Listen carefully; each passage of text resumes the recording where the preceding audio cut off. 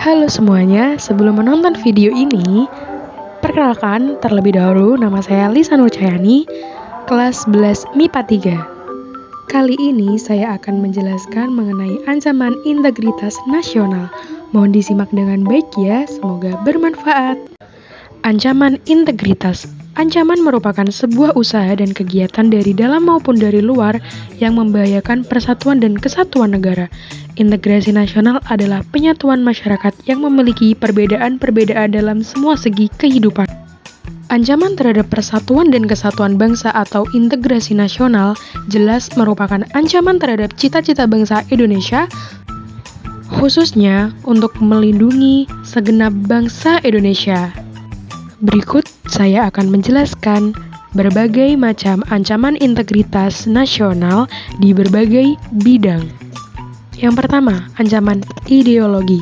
Dengan adanya berbagai ancaman dari dalam dan luar negeri, nilai-nilai Pancasila sebagai falsafah negara bisa terkikis, bahkan tergantikan. Berikut adalah beberapa contoh ancamannya. Yang pertama, kebudayaan dan paham baru dari luar negeri yang menjamur di Indonesia. Yang kedua, munculnya paham-paham radikal dan ekstrim. Yang ketiga, gerakan separatisme. Dan yang terakhir, sikap apatis terhadap proses pemerintahan. Yang kedua, ancaman politik. Terdapat berbagai hal yang membahayakan persatuan Indonesia dengan mengatasnamakan politik. Ancaman di bidang politik dapat bersumber dari dalam negeri ataupun luar negeri.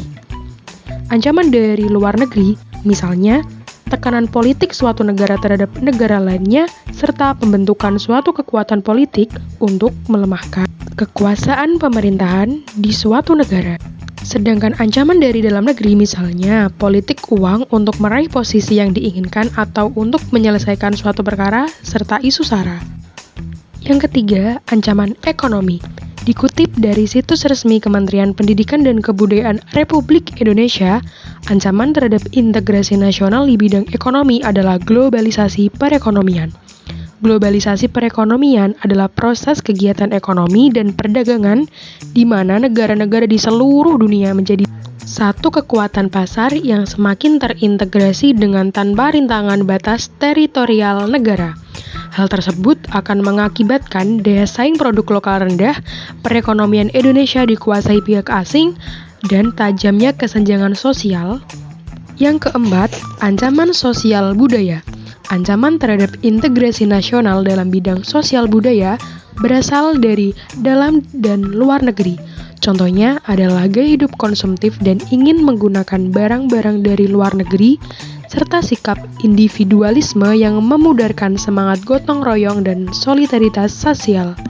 Yang kelima, ancaman pertahanan dan keamanan. Ancaman di bidang pertahanan nasional dapat berupa agresi militer, pelanggaran kedaulatan wilayah, terorisme, pemberontakan bersenjata, dan spionase. Sedangkan beberapa contoh pemberontakan bersenjata yang mengancam keutuhan negara kesatuan Republik Indonesia diantaranya pemberontakan Darul Islam atau Tentara Islam Indonesia atau DI atau TII, Pemerintah Revolusioner Republik Indonesia PRRI, Permesta, dan pemberontakan PKI Madiun. Dan yang terakhir, ancaman militer. Ancaman militer merupakan bentuk ancaman dengan menggunakan kekuatan bersenjata dan terorganisir.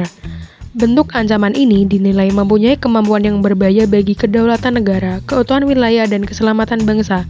Ancaman militer meliputi agresi, pelanggaran wilayah, pemberontakan bersenjata, sabotase, spionase, aksi teror bersenjata, dan ancaman keamanan laut dan udara.